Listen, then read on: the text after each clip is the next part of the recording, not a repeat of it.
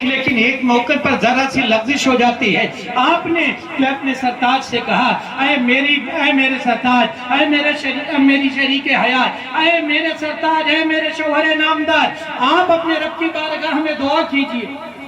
آج ہم اپنی حالت دیکھیں اور پھر اپنی شکایت دیکھیں. حضرت ایوب نے کہا ٹھیک کہتی ہو، لیکن یہ بتاؤ کہ ہماری خوشحالی کے زمانہ کتنے دن تھے؟ ہم کتنے دن خوشحال تھے اور مصیبت کا زمانہ کتنا ہوا؟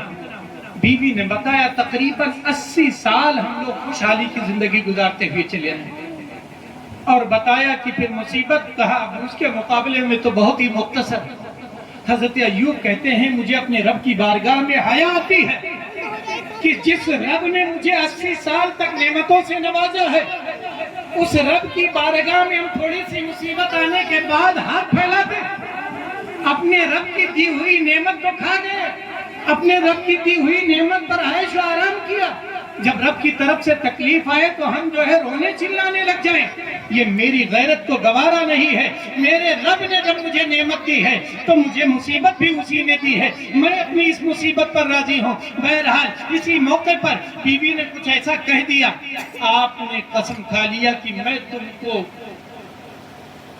کوڑے لگاؤں گا. کئی کوڑوں کی بات کی. اب جب ٹھیک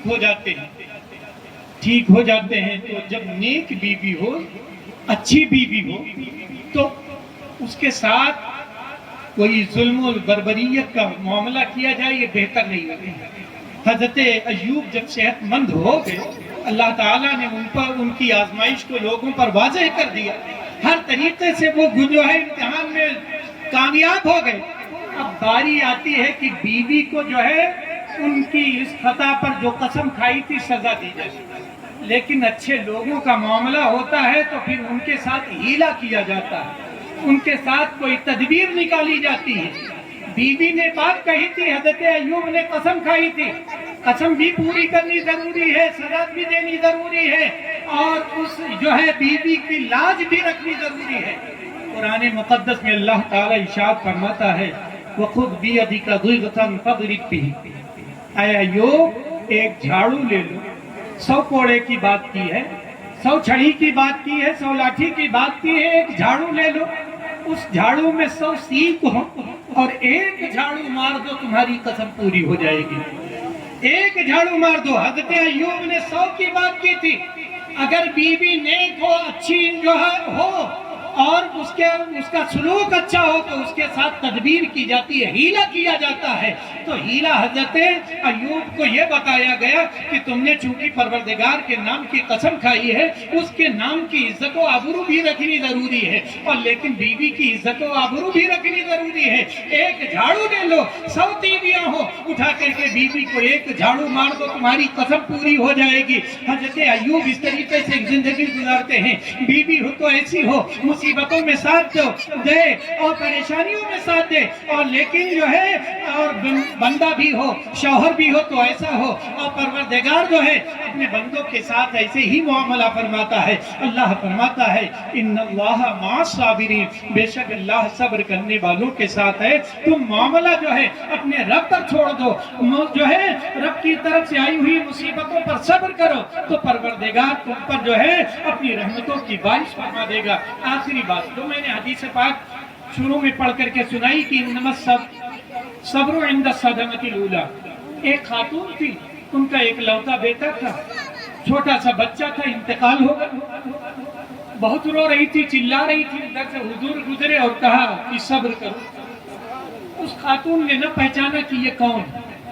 کہا کہ مصیبت تم مجھ پر پڑی ہے، تم پر پڑی ہوتی تو جانتے. اسی طریقے سے کوئی بات کہے. حضور نے ان کی حالت دیکھی، گزر گئے. لوگوں نے کہا تمہیں معلوم ہے کون ہے؟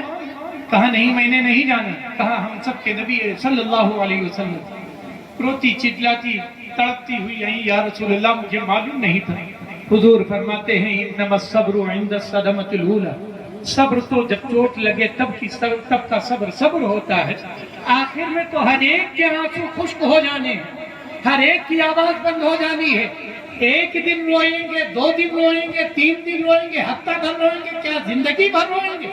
ساری زندگی نہیں روئیں گے، آنکھوں سے آنسو خشک ہو جاتے ہیں، تو کیوں نہ ابھی جب اللہ کا اسی فیصلے پر ہم اپنی جو ہے رضامندی ظاہر کر دے۔ اے میرے مولا، جب یہ تیرا فیصلہ ہے، تو اپنی نعمت واپس لینا چاہتا ہے، تو ہم تیرے فیصلے پر راضی ہیں۔ اللہ کے نیک بندے ایسے ہوتے ہیں، پروردگار فرماتا ہے ان اللہ مع الصابرین، بے شک اللہ صبر کرنے والوں کے ساتھ ہے، صبر کریں گے تو اللہ کی رحمتیں ہمارے ساتھ ہیں اور انشاءاللہ العزیز رہیں گی۔ پروردگار ہم سب کو اس پر عمل کرنے کی توفیق عطا فرمائے۔ استغفر اللہ ربی من کل ذنب و اتوب الیہ۔ السلام علیکم۔